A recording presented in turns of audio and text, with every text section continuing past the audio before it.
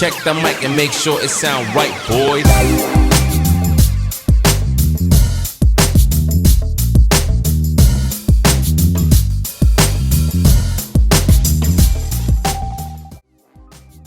Hi, how's it going? The name is Silurus, and the things you just saw are art that I made for a game that I'm currently working on called Project Wisp. Project Wisp is a story-based adventure platformer game on where you are a forest spirit stuck in a post-apocalyptic world caused by the mass destruction of the environment. Today, I'll show you how I personally make game art and the story how I got there. And at the end of the video, you can watch me convert these placeholder art into a full-fledged, fully rendered scene in my game. So, let's get started! Check the mic and make sure it sound right, boys.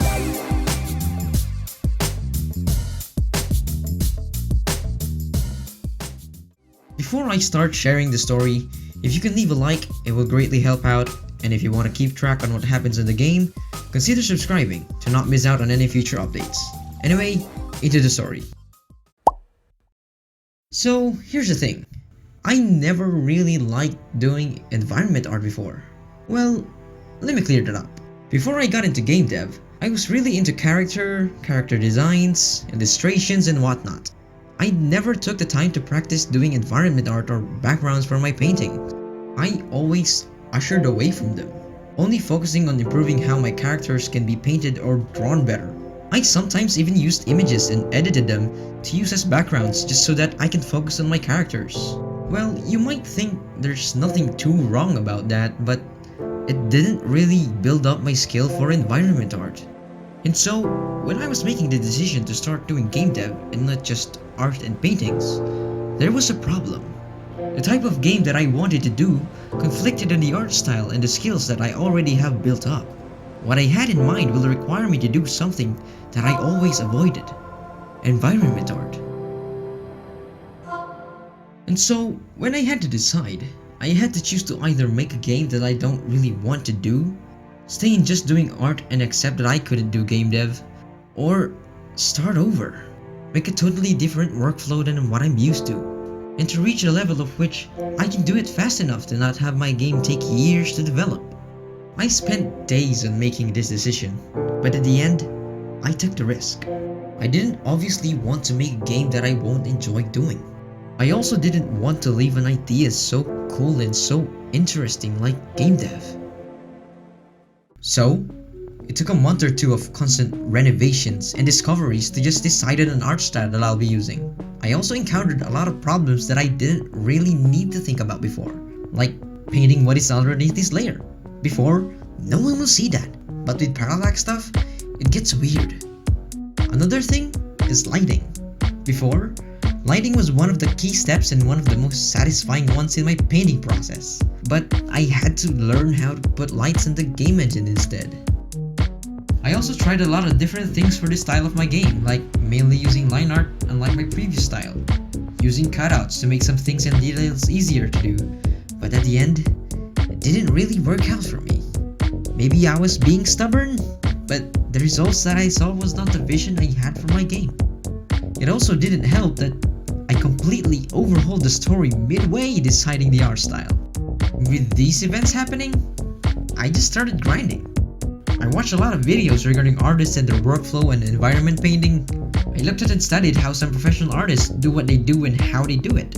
So after months of trial and error and frustration, I settled on one art style that I'm satisfied with.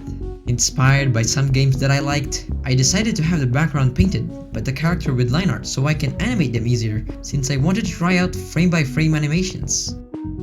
And came with these information are a lot of changes.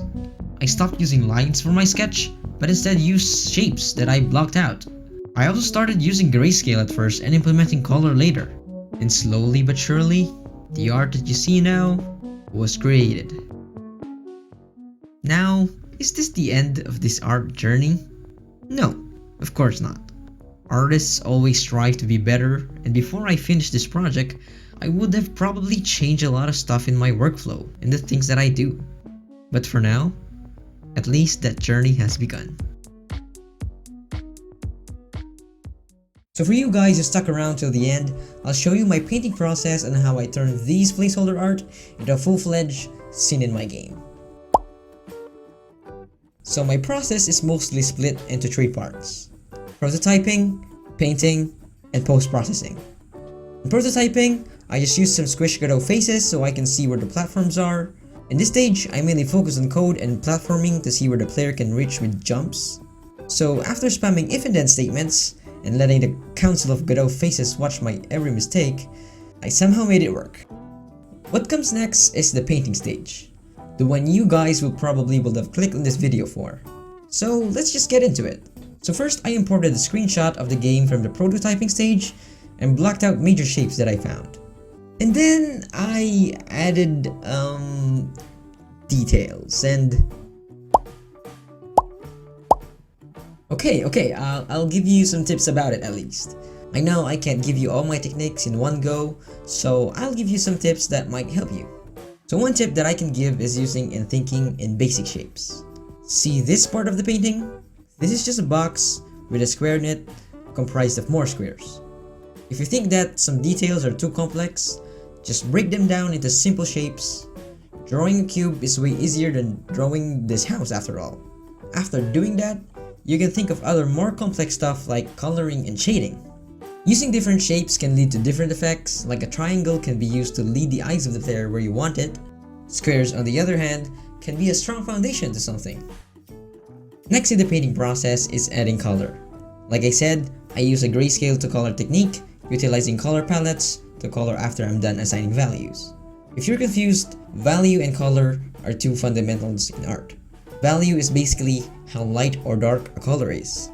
So first, putting this grayscale image and utilizing overlay layers to then add a color of choice separates the process of adding value and color, since pinpointing the right color and value at the same time can prove to be difficult at some point.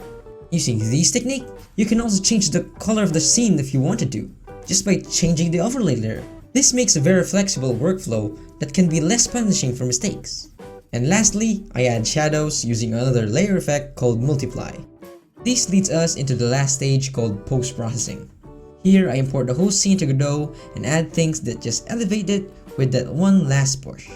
Adding bloom effect and light 2D, adding particles to make it more dynamic, and adding this fog effect that I got from this video.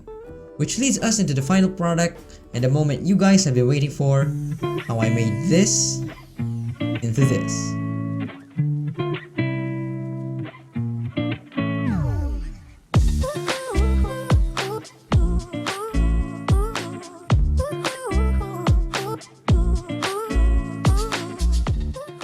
So, if you made it this far into the video, there's a chance that you might have enjoyed it.